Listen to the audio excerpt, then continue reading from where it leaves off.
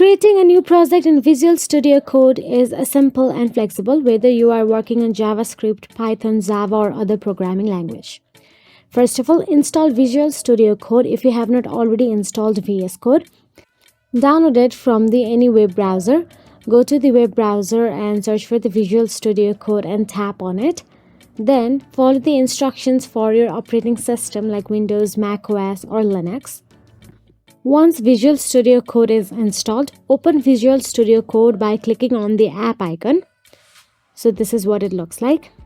So it is important to keep your project organized. So make sure to create a folder on your desktop or in a specific directory where you want to store your project files. Now, once you open the VS Code, you can simply click on the file option available there at the top left corner, or you can also see the new file option available there. Then tap on the new file option available there. Then your new project folder or new project file will open in VS Code.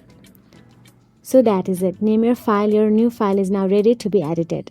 If you found this video helpful, please like, share and subscribe, and thank you so much for watching.